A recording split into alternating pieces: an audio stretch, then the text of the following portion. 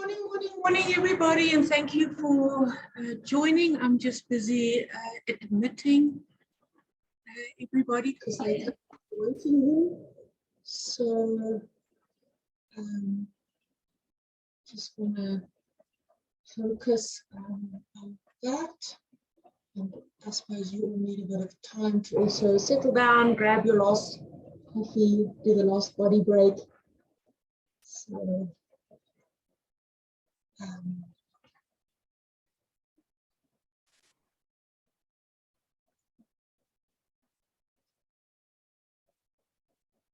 so I'll be with you in a moment. Hope you can all hear me.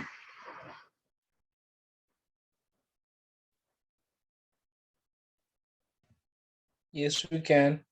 It's the main thing. And may it stay like that.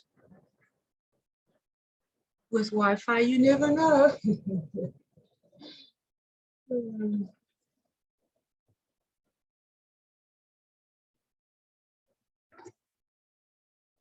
I really appreciate your punctuality, knowing that the big influx is going to come just now. We've had a huge registration here, so I just need to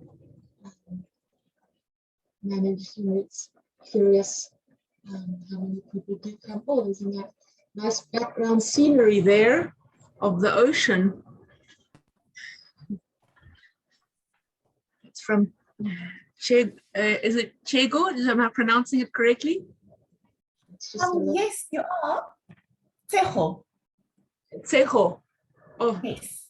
I really like the ocean there. Then I like the sport to make us contemplate and reflect. So just enjoying all your background images as they're coming in.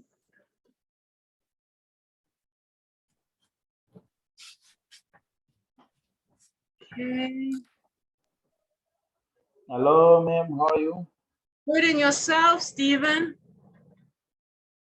I'm good. How are you doing? That's good. Are you having a good Thursday? Yeah, it's very fine. I'm eager to know about this emotional intelligence. You want to know more about emotional intelligence? Well, you've come to the right person. Yeah, we haven't started yet. No, we'll start at 11. So if you want to grab a cup of coffee or do a body break, you're more than welcome. Okay, but estimate how long is this conversation is going to take? I'll do about 45 minutes to 50 minutes with about 10 minutes of questions. If anybody has questions at the end. Okay, that's called it, Stephen. So if you need to drop off at any time, then please do so. And the recording will be available on the website of the Enshrine Learning Academy website. Okay, that's fine. So just in case you need to drop off, and I think that's for everybody because we all know life happens in between. We always have good intentions, and then something happens.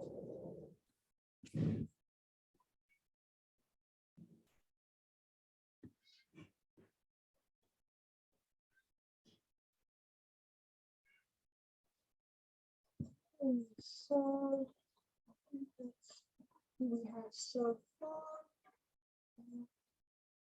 I'll start at 11, and then as people come in, I'll admit them and they can join.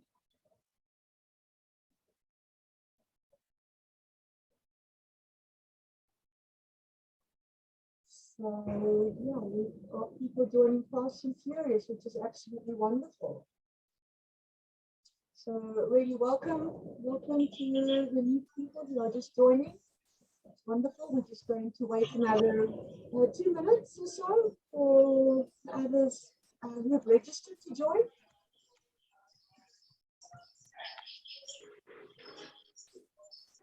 And that's my cuckoo clock in the background. And we can stop just now.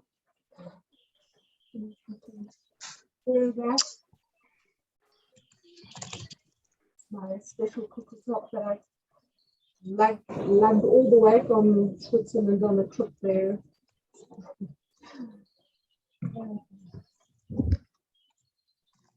Okey-dokey.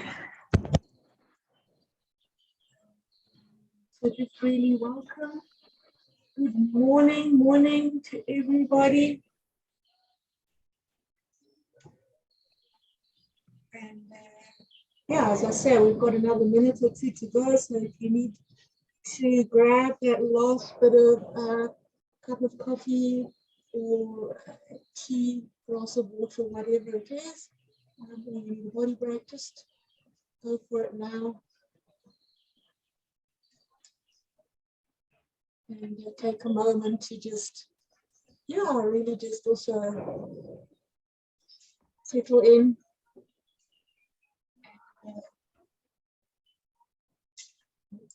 Ready for the session of learning and sharing.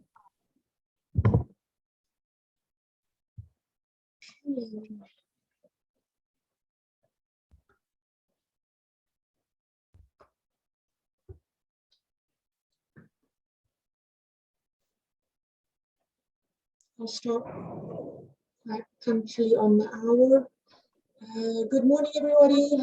I'm joining from Johannesburg. Thank you so much. My daughter, nice.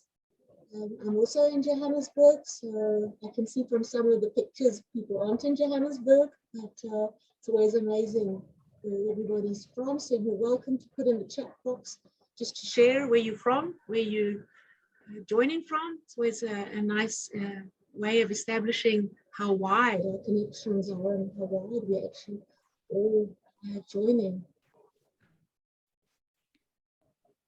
So Johannesburg, tell me, others, where are you from? Tell me what your weather is like, what's happening. From Pretoria, yep, Pretoria, great.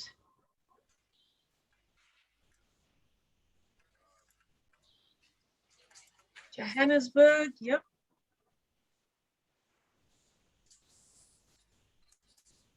Belgium, Europe, goodness. That's quite far. Nairobi, Kenya. Oh, we've got some international people joining us, which is wonderful.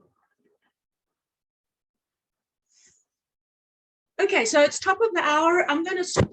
Welcome, Free State. So great.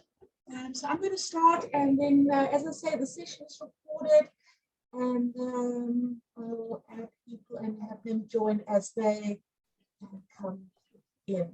So welcome everybody to this amazing 1 hour we're going to spend together, and I hope I can impart some of my knowledge and information with you regarding this very, very critical topic of emotional intelligence in the workplace and how it can turbo boost your career. So I'm going to take a quick moment to just introduce myself, because I'm brand new to the Enshrine Learning Academy, so you don't really know me. So I'm going to do that, and then I'm going to move right into the heart of the topic, and I'll go for about 45, 50 minutes, and then some Q&As in the last 10 minutes. So if you have questions throughout the session, just please drop them in the chat box.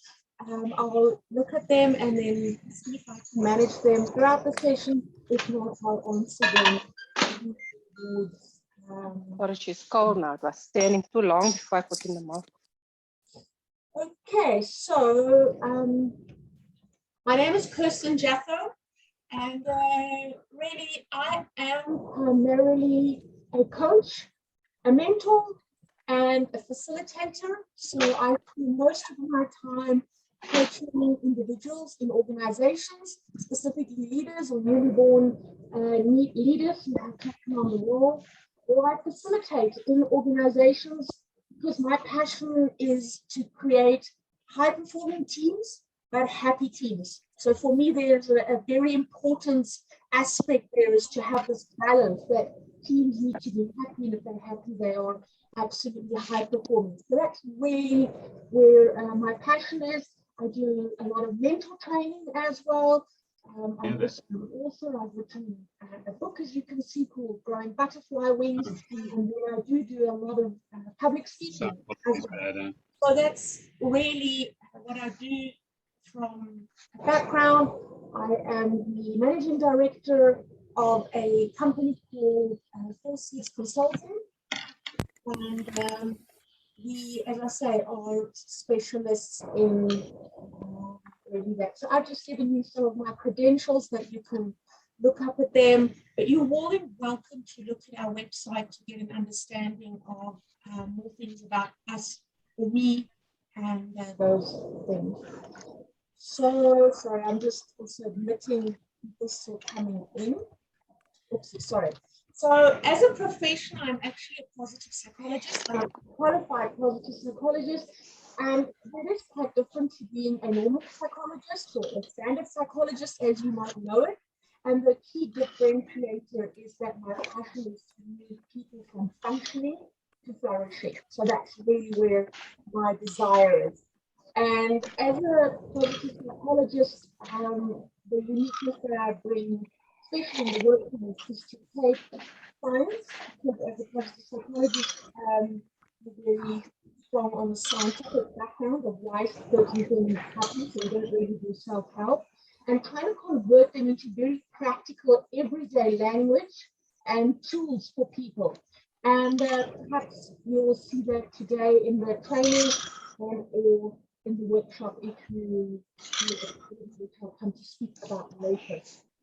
I'm situated in Johannesburg, and I've lived in Johannesburg all my life. Don't know really. I mean, I visited other provinces, obviously, but Johannesburg is home. But I was originally born in Germany. My parents immigrated when I was very young. So for me, South Africa is really home and where my heart is. So, as I said earlier, I specialize in flourishing, and flourishing is really the art of being at your best, using your strengths, a lot of self-development work with the aim of really achieving your potential. And if I would ask most of you, what does it look like to achieve your potential, or have you ever experienced achieving your potential? A lot of people don't know what that even remotely looks like, feels like, or experience. So hence most people know how to function, and that, I think, is not where we are meant to go as individuals. I think there's so much more potential in us, and that's where I come in with a backing and actually help you to unleash that. So that's really me in a nutshell. And I'm sure we'll get to know each other in future webinars, which I will be hosting for Enshrine Learning Academy. So welcome again from my side. I very much value your registration and participation and coming in and wanting to hear about this topic and wanting to learn. And let's have some fun together and just experience some learning and some sharing with each other. So I hope my audio is not dipping, because I'm hearing a comment it's dipping. I hope it's better.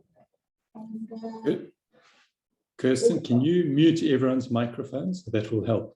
If I mute everybody's microphones, yes, give me a moment. I will do that. Let me just see who's got their microphones on. Nobody except me. Okay, thank you. So let's get into the meat of today's topic. I've put quite a bit of content together for you so you can understand what this topic, emotional intelligence, is all about. But really the objective I'd like to have you walk away with is three things. One is to understand the four core components of emotional intelligence. And being mindful, emotional intelligence is a very large topic. and we will not do the topic justice today. So we're really going to just brush or catch the surface today. If we really want to get deeper into it, that will take more time. It will not be that today. But I want to just give you some context of what it is, as well as why it really matters, specifically in the workplace, and then 3 practical ways for you to start looking on how can you start this journey of emotional intelligence, because it is a journey to go on. It is a skill, and like any skill in life, it does take practice, it takes awareness, and it continuously needs to be repeated. And I think also what goes with learning any skill is really being empathetic to yourself and kind, because you are going to have days where you're going to get it right and do it well, and you're going to have other days where that's not going to happen. So really being sometimes very aware of it and kind to yourself and saying, okay, so this today it didn't work so much, tomorrow will be better, but always also looking what was the learning, what could I have done differently, so that reflection is important. When we look at the word okay, sorry, I was just adding somebody to the waiting room, from the waiting room. So before we look at the word emotional intelligence, I'd like you to take a moment and just see, if you look at these 4 zones that are appearing on your screen, which zone would you say you are in right now? And if you're comfortable, you're more than welcome to share in the chat box. And if you're not, then just keep it for yourself. But just being aware, are you in the reset area right now? Are you in the go area right now? Are you in the slow down? Or are you in the stop area right now? So we've got go zones, we've got a rest area.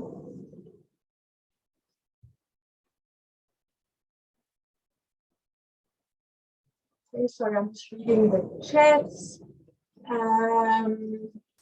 Sound quality is not good. I've got it on the loudest on my side. It's absolutely the loudest on my side. So is it for everybody that the sound isn't good? Sorry, can I just confirm that? Yes, sound is not good.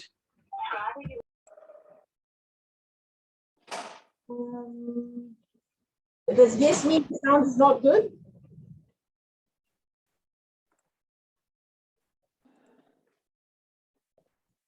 Okay, sound is not good. All right. Cool. I don't know what to do because it's the loudest on my side that I can add. Bring my mic closer to mouth. Okay, I'll try that. Is that a little bit better?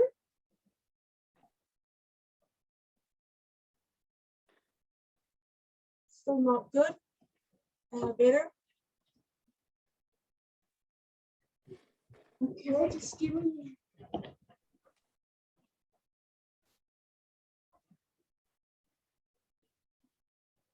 Is sound better? Sorry. Okay, sound is not too close. Oh, what's happened now? Now my slides disappeared. All right, let's just have a look. Now something else has happened. Oh, just juggle this. Sorry, unexpected things happen. Share. Oh, stop sharing. Sorry. Always the joys when you are facilitating. Okay, screen's back. Hope the sound is all right. Let's carry on. So this is an interesting slide always to look at, and in the morning or during the day, or even to start a team meeting with, to say, where are you all at? Because this is part of just becoming aware where you emotionally are today, because that will have a big impact on your day, on the decisions that you make, on your engagement and interaction with other people. Can you be in more than one zone at a time? You might alternate in the day between a zone depending on a situation or experience that happens. Yes, absolutely. But the important thing is that you don't stay in a certain zone. For example, in the slow zone or in the stop zone for too long, so that you do go back always to rest and recover, which is critical. We all need time out to rest and recover, and then go back to the go zone. So the go zone is really where you do the most performance, and the rest zone helps you to get there. All right, so emotional intelligence really has two components to it, as the word already implies. There is the emotional component, which is really about understanding your emotions and being aware of it. And that's the golden nugget, actually, in emotional intelligence, that we do not often understand our emotions, are aware of them, acknowledge them, or understand what they are meaning for us or saying to us. So that really is truly the biggest part of emotional intelligence. However, as simple as it sounds, it genuinely is the most difficult component. Then you've got the intelligence component, which is really being cognitively aware of it, reflecting on things, so really bringing it into your awareness. And this slide, I would really like you to embrace it and think about it, because emotions are data. They are seriously just data of the way your body communicates with you. So your body has no other way of talking to you or expressing to you that it likes something or doesn't like something. So it uses emotions to share with you. I like this, carry on with this, or I don't like this, please stop this or reassess this. So if you are feeling anxious or overwhelmed or frustrated, it's just an emotion where your body's saying to you, don't like what you're doing, can you reassess this? And it's learning to understand, communicate with your body. What are you trying to explain to me, and what are you doing? And again, that takes a lot of conscious awareness of tapping in, understanding what your emotions are, giving them names, like labeling them, and also being always aware that you are feeling an emotion. You never are an emotion. So it's not like saying, I am anxious. It's I feel anxious. So don't identify with the emotion. It's just that you're feeling it in that moment. So that is really something I'd like you to become very aware of, because we don't often understand what our emotions are, or even have the language or work with them. And because we hear the word emotions, we often think of emotional. And yes, emotions can be emotional, but it doesn't always have that meaning. So as you're sitting here now, I'm curious, what is the emotion you're feeling? If you could describe it, what are you feeling right now? Put it in the chat box. I'd love to hear. What are some of the emotions you have?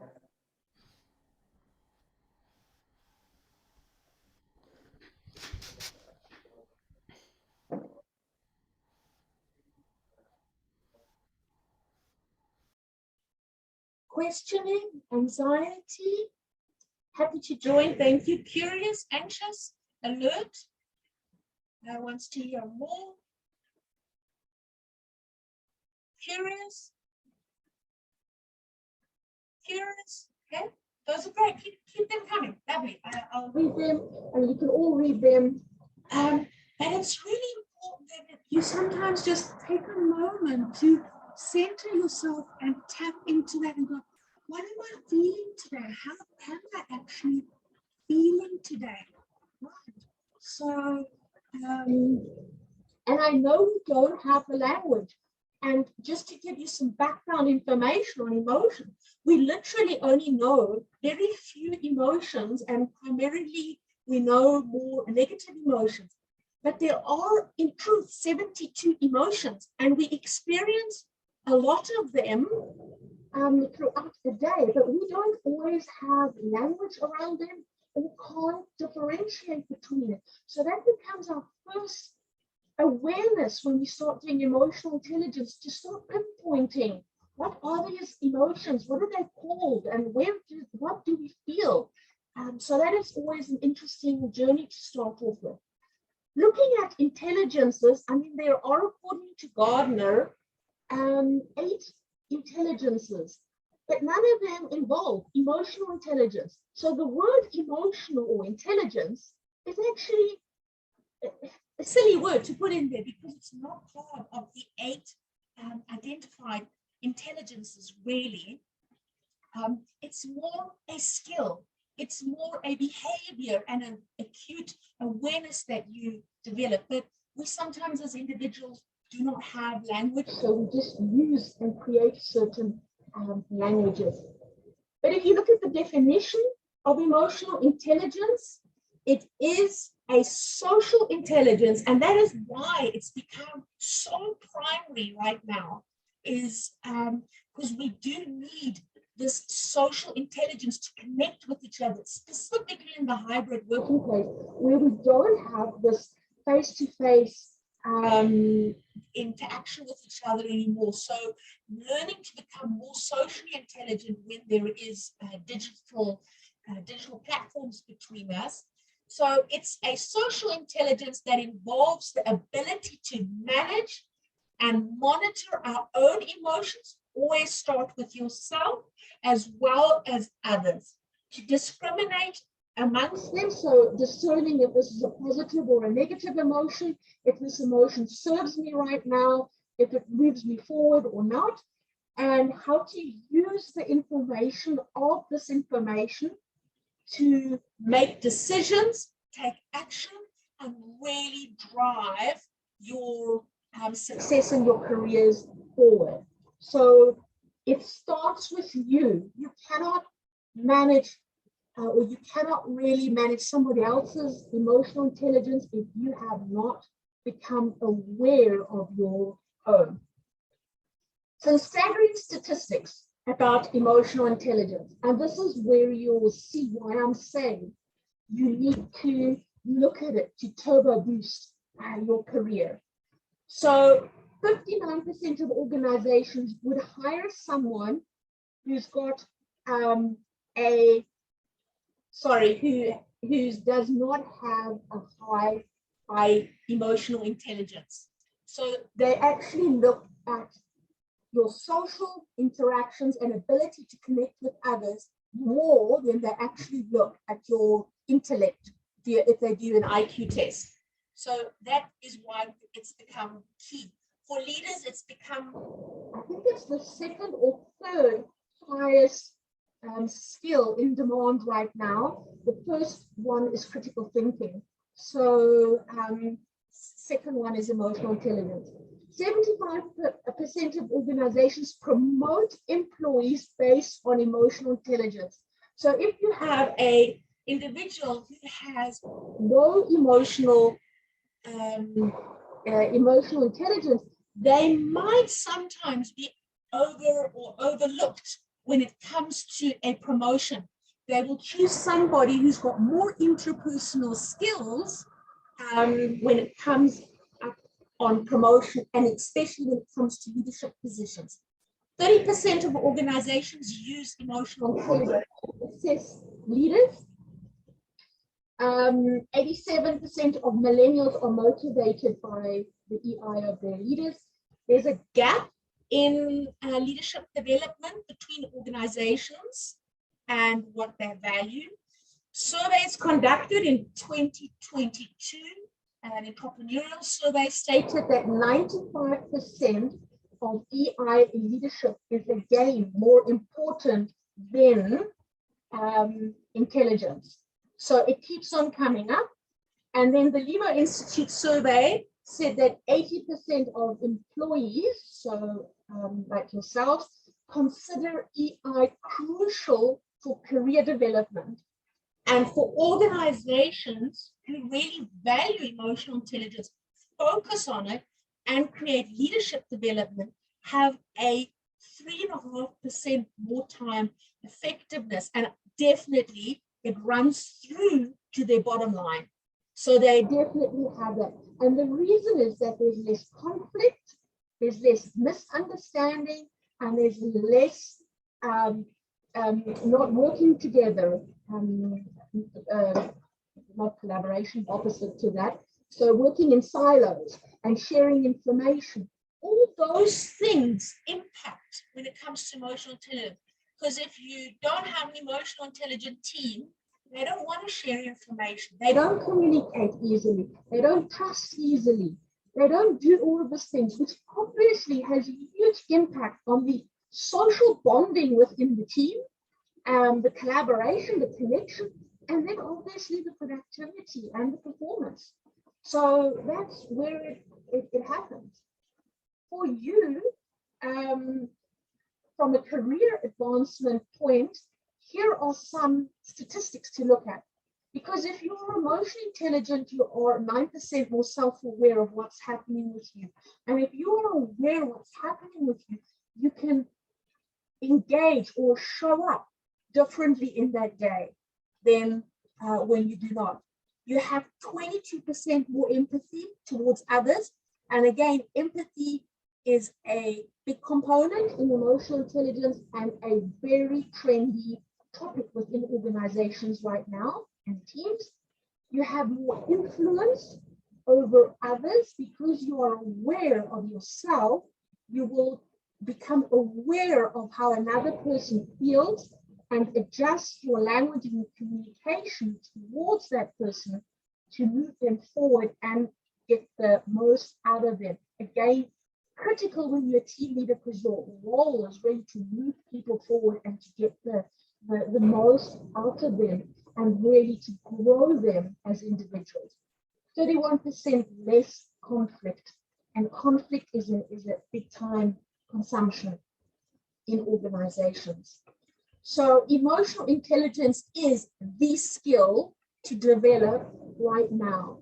And the 4 core areas that I want to go through with you very briefly, and why it is the skill to develop is because it enhances communication, it bolsters trust, it helps in relationships to build deeper bonded relationships, and it increases achievement.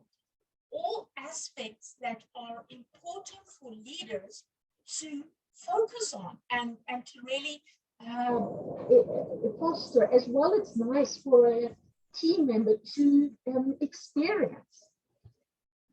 So if we look at somebody like Daniel Goleman, who is one of the primary researchers on emotional intelligence, I think this quote from him is exceptionally powerful, where it says, emotional and social skills are 4 times more important than IQ when considering success and prestige in professional settings. Again, that comes back to you will have an opportunity of career advancement, going up the corporate ladder, getting promoted, being an efficient leader, really managing your team with compassion and empathy, not just with hard, tangible performance. So it really does matter. And as I say, in this hybrid working environment, this has become so critical because behind the digital screens, we have different nuances to start picking up on people's lives and what's happening for them and going on for them. And this is just a slide. You're welcome to take a screenshot on it. But these are the different branches if you start looking at emotional intelligence, where it all fits in, starting always with self-awareness, self-regulation, motivation, empathy, and social skills. And it goes quite deep. Okay, let me just pause there for a moment and see if there's any comments or questions. If not, I'll go into the core competencies and then leave you with some tips.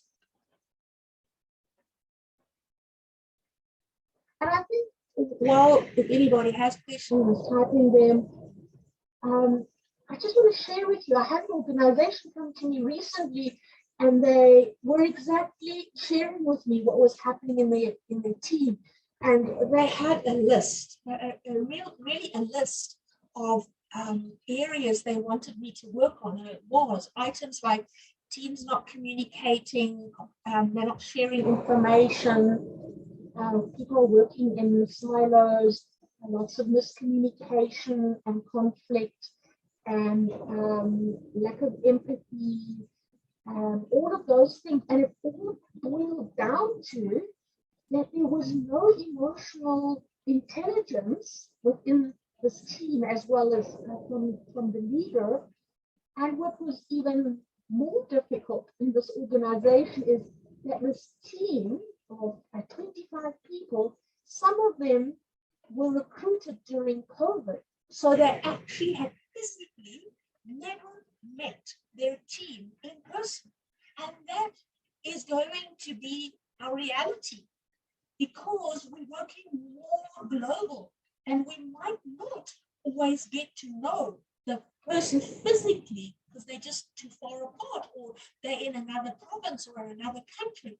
So really becoming more aware of what's happening with them, how they work, how they interact is fine, is critical. And as team leaders, a tip I want to give you is to use those 4 zone to start the team meeting, to establish where your team is, and don't ask a question like, how are you?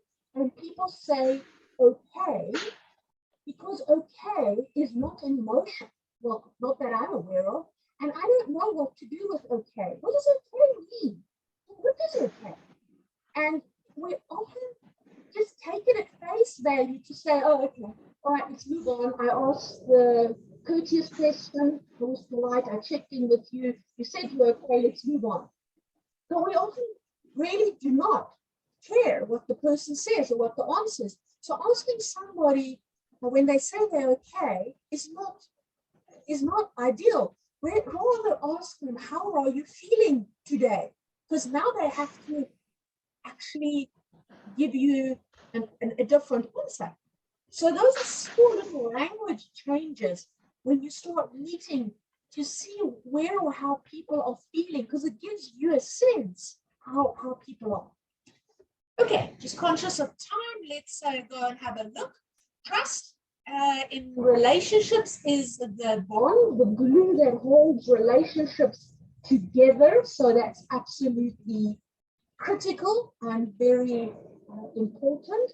And trust really fosters in a team respect, engagement, psychological safety, which is about feeling comfortable to speak up, to actually talk about things that are on a person's mind, or to own up if a mistake has happened. So it's about that safe space.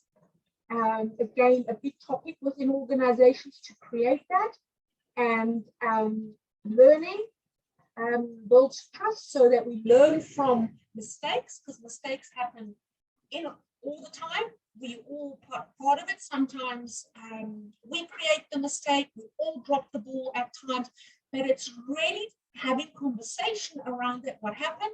What can we learn about this? How do we feel about this?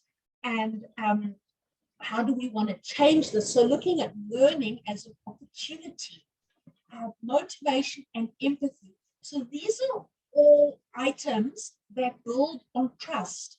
And again, trust requires emotional intelligence of giving and receiving and being aware of people's emotions. It's absolutely the glue. And if that's not present in your teams, then that's where to start with.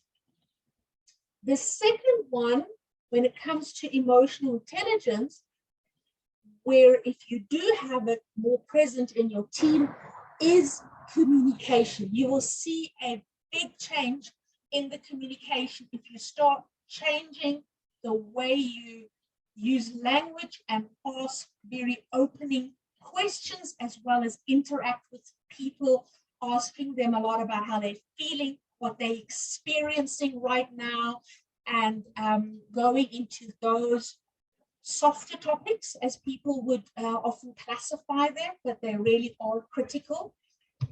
And this is important to perhaps be aware of, that 75% of verbal communication is misunderstood, ignored, or forgotten. So we think because we have communicated to somebody that it's understood and they know what to do. Prior to the hybrid working environment, we were okay to communicate with people on a ratio of about 5 times the same topic, so that you made sure that they have understood it and comprehended it. Now in the hybrid working phase, it's sharing with people up to 12 times the same information. So if you are rolling out strategy changes, policy changes, anything you are sharing with your team that they need to know, it's really sharing it with them up to 12 times, because people are not always online listening to it. We don't know where they are in their mental space to absorb this information right now. They might be busy on another project, so they have to see this multiple times because they don't always read emails. People don't read their Slack comments that come through, or whatever system you use. You need to really go the extra mile to communicate with it. So that takes emotional intelligence to be aware and using positive emotional language in your communication, and really fine-tuning small things like using the word opportunity or growth versus a weakness. It's different, it's perhaps similar, but it's changing language. It brings on different emotions from people and creates different behavior and actions. Use videos, use WhatsApp. Try and be as creative as you can to talk to people. Use infographics, hang up things by the water cooler so that people can read things and engage as much as possible. Also being mindful that when it comes to communication, there's 2 components to it: the verbal, so the spoken, the language, the words, all of that, and then the non-verbal.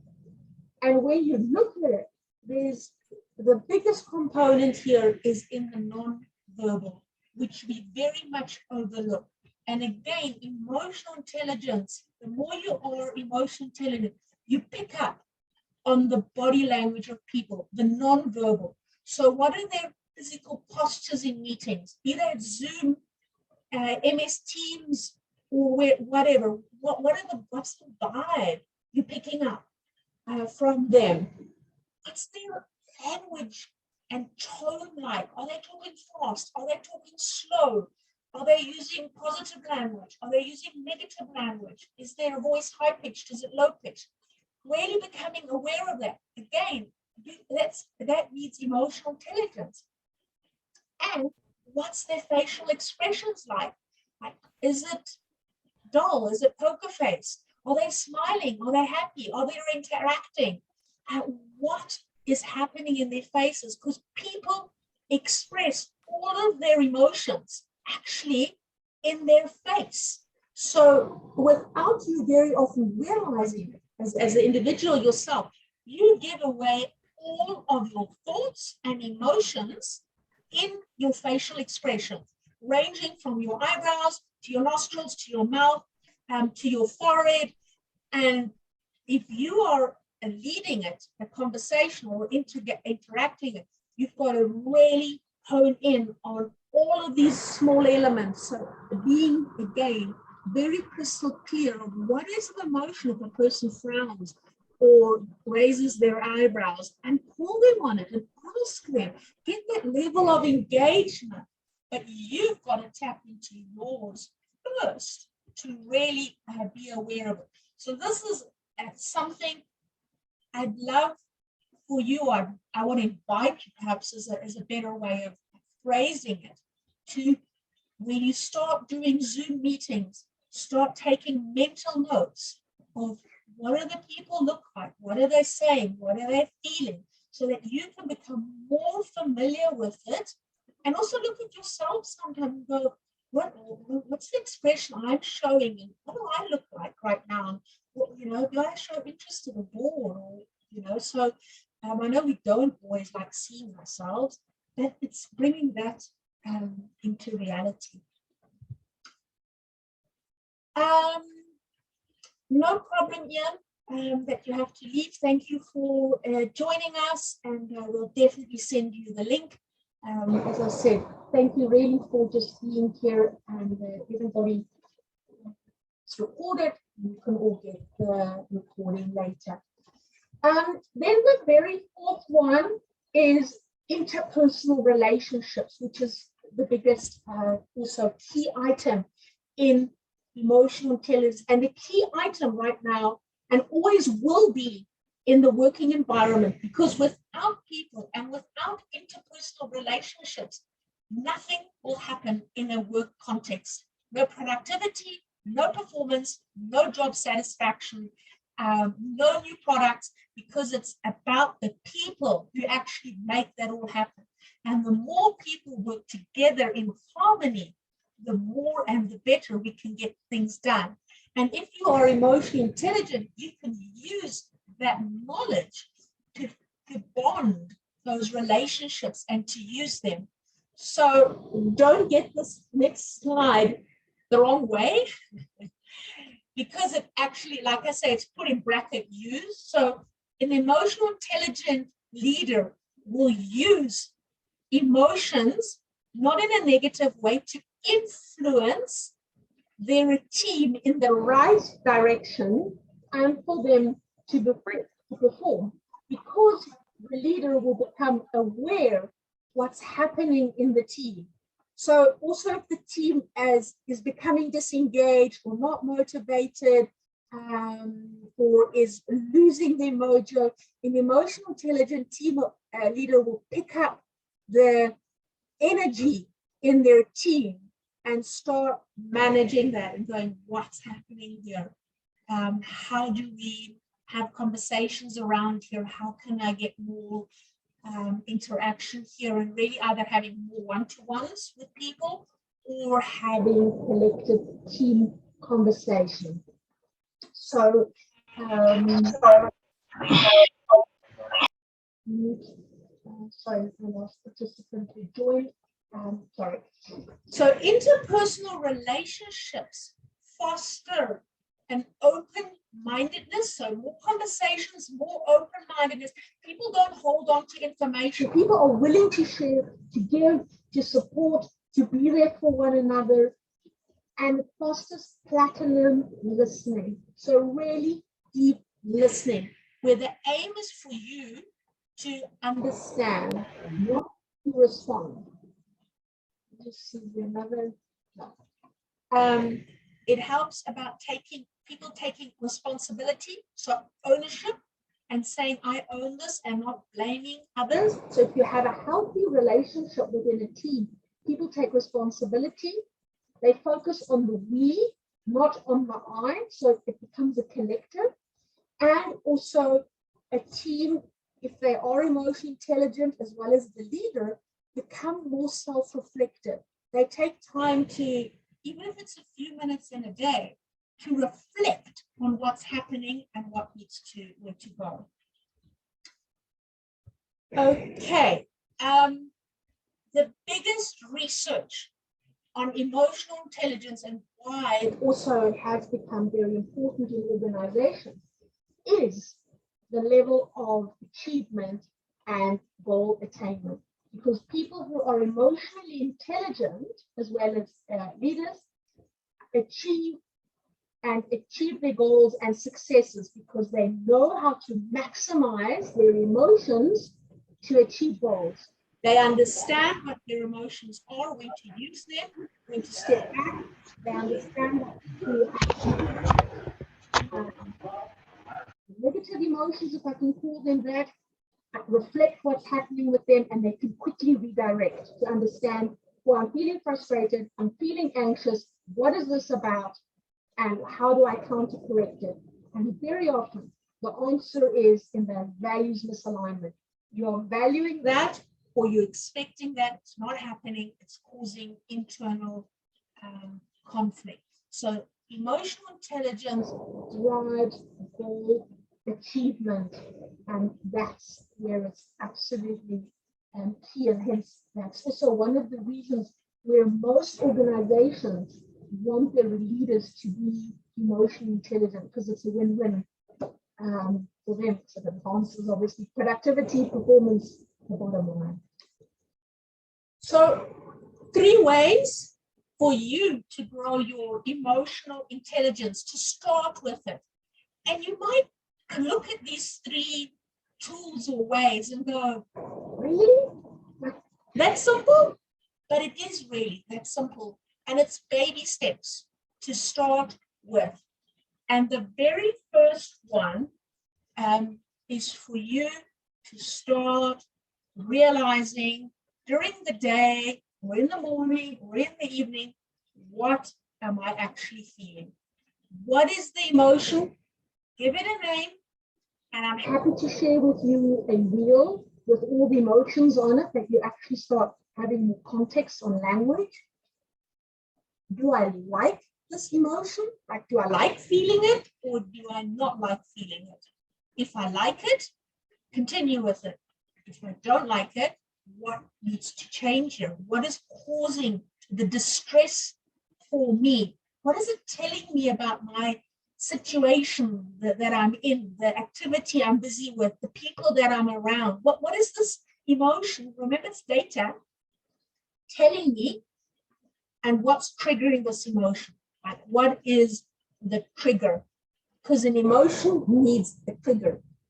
If there is no trigger to an emotion, or sorry, to a situation, you're pretty emotion neutral. And you can have days where you're feeling pretty calm. It's cool. Life is cruising. It's good. So that means you're emotion neutral. And then somebody will do something will pop into your email, somebody will say something, and it causes a trigger. And that is for you then to become aware, acknowledge it, let it go, understand it. And this is something that is your first step in becoming emotionally aware. And this is an activity you would do regularly, every day, maybe 2 times a day. And the more you do it, the quicker you get it, and the more you can redirect, and the quicker you will see it in others. So that's why the journey starts with you. The second one is platinum listening. And listening is difficult for us because we listen to respond. We listen to react. We listen to be heard. We do not listen to understand. And for leaders or anybody, really doesn't matter where you are, it's sitting back to listen, to understand, to ask open-ended questions, and to be curious without judgment how a person got to a viewpoint, a conclusion, or an assumption. Not judging them if it's right or wrong. You might go, I don't agree with you. But the nugget lies in the curiosity of how did you actually get there? Like, what led up to it? That requires deep listening, because once you understand it, you can engage in conversation with this person and also move them forward. So it's really taking sometimes a simple technique of counting till 10 before you reply and just learn to listen. You will get your turn to talk. But if you respond too fast, you close down people in their communication. They don't share. They don't have conversations with you. They don't give you ideas. They're not creative and all of that. And as a team leader, you want to understand. You want creativity. You want innovation. You want to understand what's happening and get all of that. And if you want that, you've got to learn to listen. And the third one is to empathize with others. So for some of us, that comes naturally and is easy. We just have more personality to feel for others and understand what they're going through. However, for other individuals who are very logical or analytical in their thinking, empathy is exceptionally difficult. It doesn't come natural. So it's learning to build in an extra bridge to go, what's happening here for this person? What do they need from me right now? So it's about, oh, I'm seeing this person is not well. They don't seem to be okay, but I'm just going to ignore it. And it's not ignoring it. It's understanding what is this person's emotions. So asking them, what are you feeling? Tell me what you're feeling. And then ask them how you can support them. Don't assume that the person wants you to fix it or wants a solution. That's an assumption. So if you're showing empathy, it's asking them, I can see you are not well today, or not yourself, or not your bubbly, or whatever you're picking up. How are you feeling right now? What support do you need from me today? And they might really just need space to vent, to be heard, not to solve. And it's an uncomfortable space for you, maybe a vulnerable space, because you're going into territory that you go, I have to listen to this. I don't know what to do. It's uncomfortable. We talk about all this feely stuff, but you're actually demonstrating empathy, which again builds trust, relationships, enhances communication, and the person will, once they've offloaded very often, actually go back and go back on track with their achievements and goals. So empathy is key. So whichever one is difficult for you, or you want to start off with. Don't try all three at the same time. You're going to set yourself up for failure. Choose one, just one, and be curious about it. Play with it, experiment with it, and go, all right, for the next 2 weeks, I'm going to try deep listening or platinum listening, and I'm going to see how it happens. And then if I feel more comfortable with it, I'll move with something else. Being mindful, you are changing patterns in your brain. You're creating new neuroplasticity in your brain. So you're going to have, as I said, days where you do it great and days where you don't do it great. And it's not about if you've done it first time right. You're learning a new skill. You didn't manage to write the alphabet when you were 6 years old, the first time, picture perfect. You practiced and practiced and practiced and did it over and over and over. You took a whole year to learn to write. And now it's second nature for you.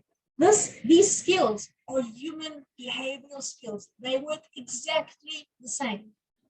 So you need to practice them, and the more you practice them, reflect on them, they become easier and they become part of your personality.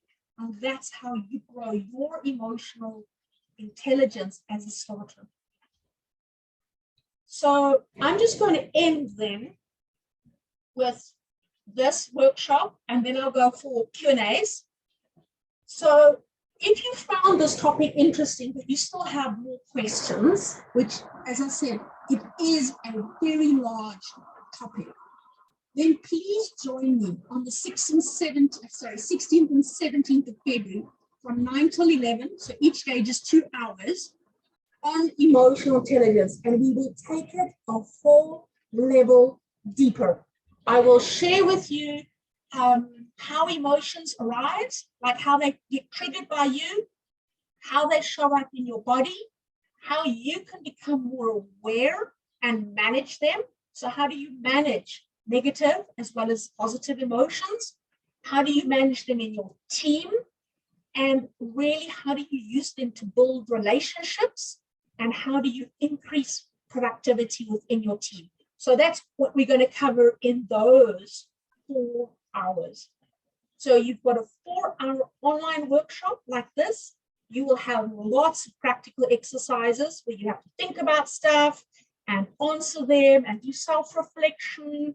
And you most probably will come out with a plan of action after that to say, this is what I really want to change and foster and energize and put work into. And you get a, well, I think it's 70 pages by now, workbook that is an actual PDF that I'll send to you, which you can read through. The activities are in there, there's assessments in there, and you have something to physically walk away with from the workshop. So we're offering this at a very discounted price specifically now for the Enshrine Learning Academy participants at 1,250 Rand for 4 hours. So that's really very discounted.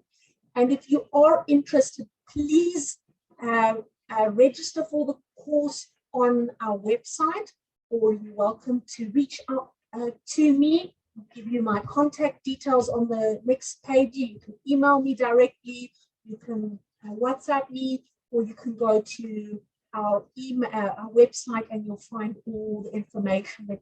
So I'd really love to have you join us.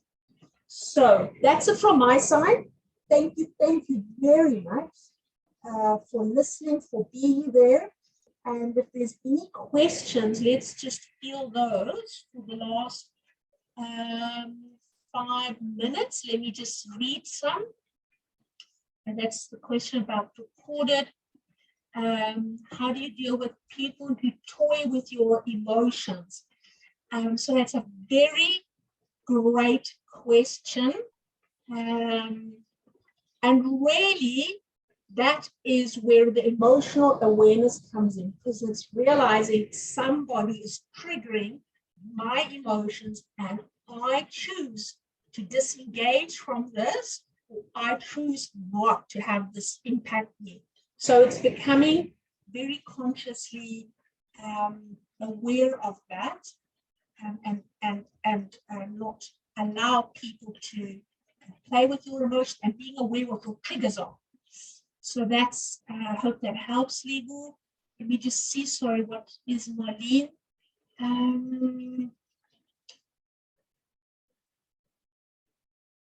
Okay, so that's Marlene. Thank you so much, Marlene, for that lengthy document. I appreciate text message, chat message.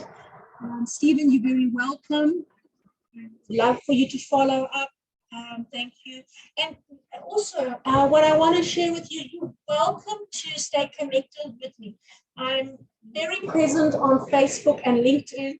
I have videos going out twice a week. I share a lot of my content regarding leadership or any team management on there. So you will get a lot of inspiration there and become part of the community to help us really create happy and high-performing teams. So if just stay connected with us and reach out, and you'll get everything that happens in Four Seeds' lives, which is the company, really. So I'm just gonna see, are there any other questions? Nobody's got any other specific questions? You're welcome. Glad you found it insightful and that it was a refresher. And really, if you want to grow your career and develop and take it to the next level, this is one of the key behaviors or skills to learn. And it is something to learn, like critical thinking. It is something we don't really all learn in school or in any of our education. We don't really learn how to be emotionally intelligent. It's often through life experience, and it's not always the best way of our learning. So let's find practical ways of actually doing it. Okay, so if there's, I've still got a few minutes for some questions.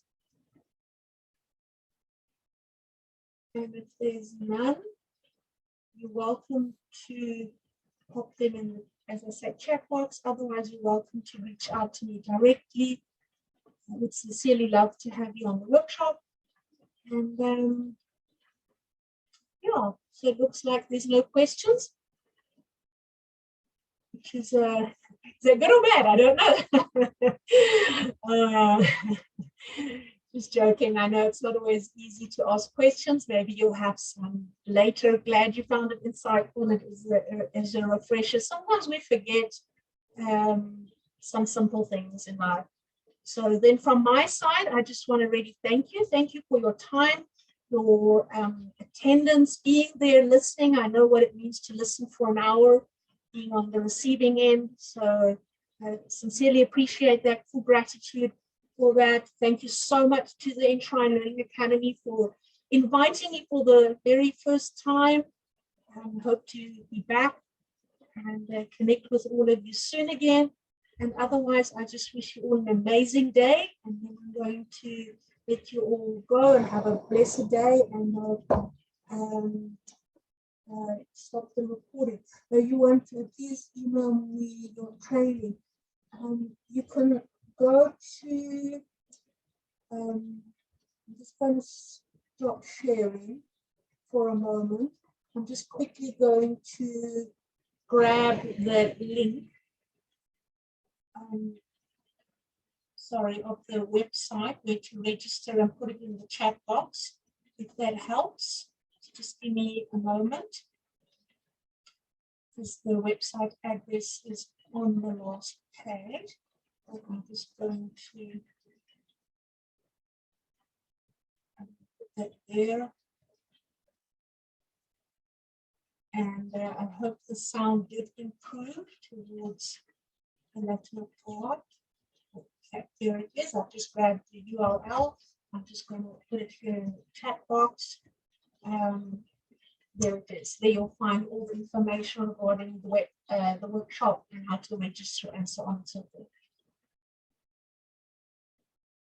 All right, so that was, sorry to Grant. I'm just going to put it here for everybody else. All right, thank you very much. I'll let you all go. Have a lovely day and take good care and check out those emotions. All right, bye.